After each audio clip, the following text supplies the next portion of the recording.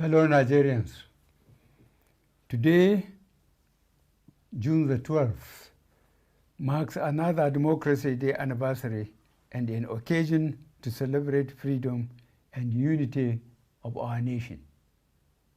From 1999, we consistently celebrated Democracy Day to mark the end of military rule and the return of power and control into the hands of those freely elected by the people. On this day, Nigerians recommit themselves to ensuring we protect and preserve the ideals of democracy. In 2018, we moved Democracy Day from 29th of May to the 12th of June. This change was to remind all Nigerians of one free election after which the presumed winner, along with Nigerians, were denied their rights and their choice. On June 12, 1993, Nigerians saw the best in our citizens as we all went out to vote peacefully. By June 24, 1993, we also saw the worst of our leadership as the elections were annulled. We must never forget the sacrifices of the heroes of Nigeria's democracy during 1993. Their patriotism and peaceful struggle should guide our actions, especially when it comes to electing our leaders and holding them accountable now and in future. Fellow Nigerians, this is my last Democracy Day speech as your president. By June 12, 2023, exactly 1 year from today, you will already have a new president. I remain committed and determined to ensure that the new president is elected through a peaceful and transparent process. It is important for all of us to remember that June 12, 2023 will be exactly 30 years from 1993 presidential elections.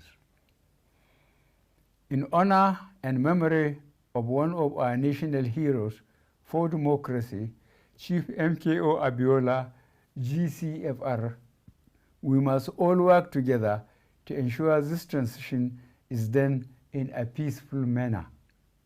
I am hopeful that we can achieve this. The signs so far are positive. Recently, all registered political parties conducted primaries to select their candidates for the 2023 general elections. These primaries were peaceful and orderly. Those who won were magnanimous in their victories. Those who lost were gracious in defeat. And those aggrieved opted to seek judicial justice as opposed to jungle justice. I followed the party primaries closely from the state level to the presidential level. I was very impressed to see across all the political parties that most candidates ran issue-based campaigns. The language and the tone throughout were on the whole measured and controlled. Another positive that came from the 2022 party primaries was a significant increase in women and youth, particularly across all parties. I was very pleased to see this development. This augurs well for the future. These trends clearly show the level of maturity our democracy has achieved in the last 23 years. As we move into the general election campaign season, we must sustain this mature attitude to campaigning and ultimately voting. We must never see it as a do or die affair. We must all remember democracy is about the will of the majority. There must be winners and losers. I will therefore take this opportunity on this very special day to ask all candidates to continue running issue-focused campaigns and to treat opponents with dignity. As leaders, you must all showcase high character and never forget that the world is watching us and Africa looks up to Nigeria to provide example in governance. The tone you set at the top will surely be replicated in your followers. For the voters, I am pleased to inform you that in the last 7 years, our government across all tiers has made significant investments to reform and enhance our electoral laws, systems, and processes to safeguard your votes. The executive, legislature, and judiciary were and still remain united and committed to ensure those reforms are fully implemented in the 2023 general elections. Fellow Nigerians, your right to choose your government will be preserved and protected.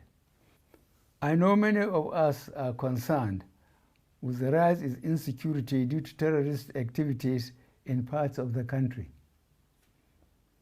As a government, we are working hard to contain and address these challenges and ensure that the 2023 general elections are safe and secure for all Nigerians.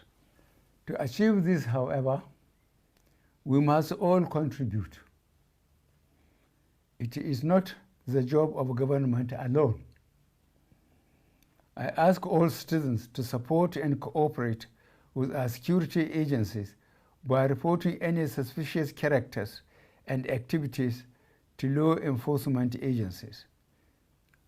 We can only have a safe country if we are able to prevent crime, not after the crime has been committed.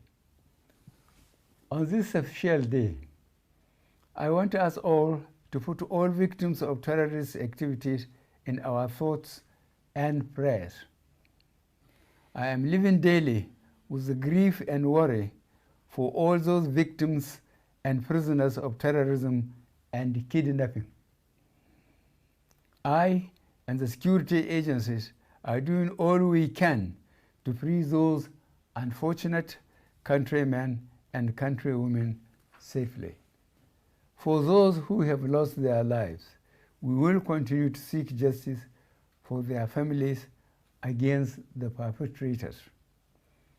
For those currently in captivity, we will not stop until they are freed and their kidnappers are brought to justice.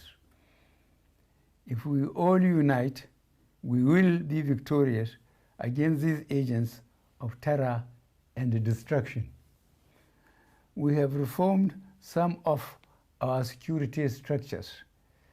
Some of the defense assets we procured 3 years ago have arrived and have been deployed.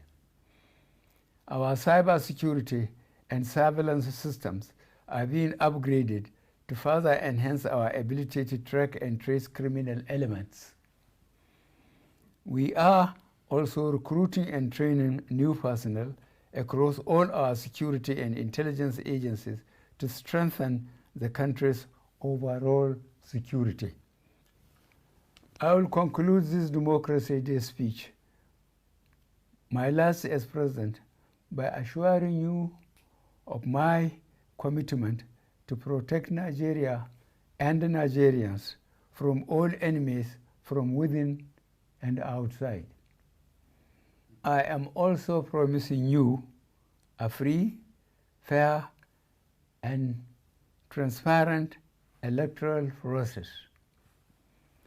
And I am pleading with all citizens to come together and work with government to build a peaceful and prosperous nation. God bless the Federal Republic of Nigeria. you.